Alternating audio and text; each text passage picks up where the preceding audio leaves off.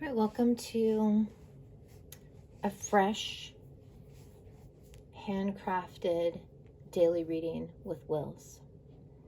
Today, we're going back to reading from The Myth of Normal by Gabor Maté. A while ago, I read the 4 A's, being acceptance, anger, agency, and authenticity. He follows that up with something called the 5 compassions.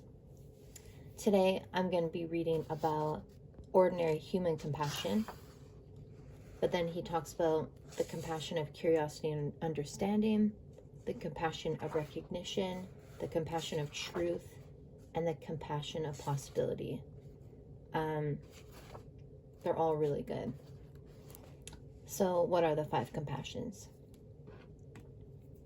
The 5 compassions. The acclaimed neurosurgeon James Doty, heads Stanford University Center for Compassion and Altruism Research and Education. There's a subset of people who believe that compassion is soft and that it's not worthy of scientific study, he told me during a public conversation we held at the California Retreat Center, 1440 Multiversity.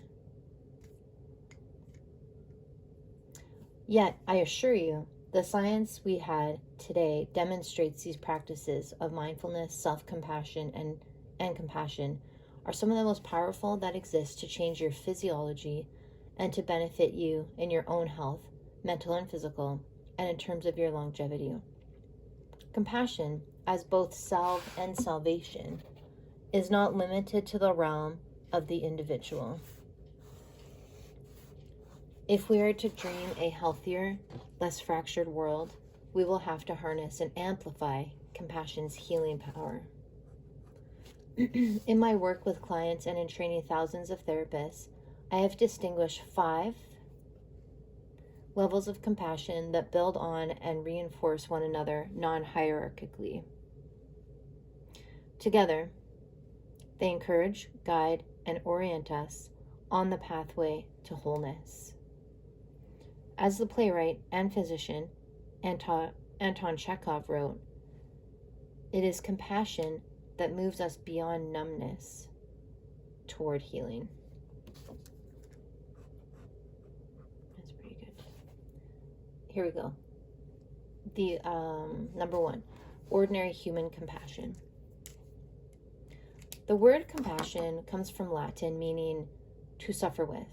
Whether or not we experience another's pain so vividly, entry-level compassion does mean the ability to be with suffering. It also means moved by the awareness that someone is struggling. It does not register as a neutral fact. Interpersonal compassion necessarily involves empathy and the ability to get and relate to the feelings of another. Our experience of it may fluctuate depending on who we are looking at or even how we are feeling at any given moment. Certainly, it can be worn down or depleted, as anyone who has ever experienced work-related compassion fatigue can attest. For most of us, it bounces back once we get the rest and replenishment we need. When we notice gaps, an empathy gap in ourselves, instead of self-judgment, instead of lack of compassion, we could ask what pain we have not fully felt and metabolized.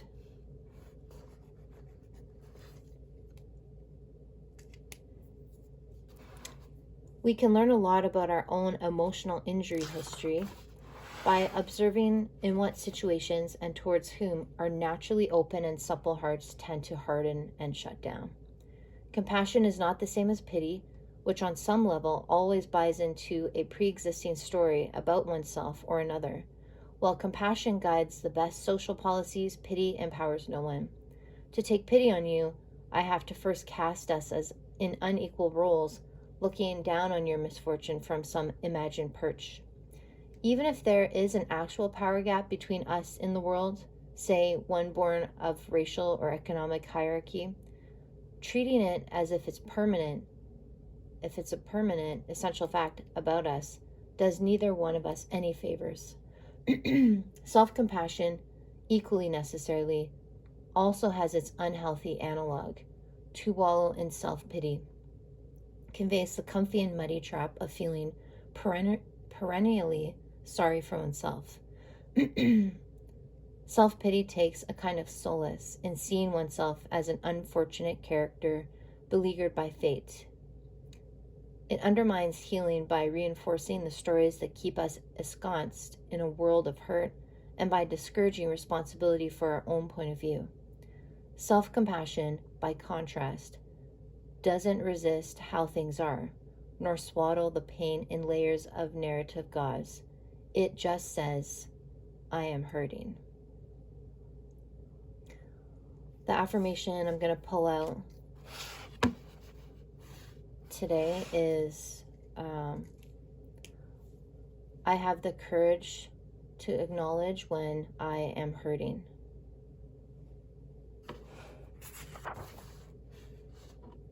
And the other one is,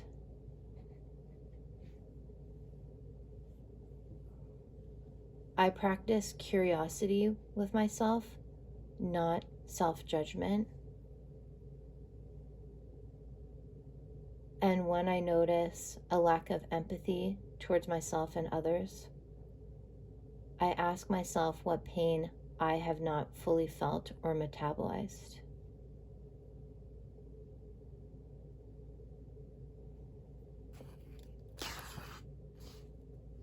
So I have the courage to acknowledge when and say, I am hurting.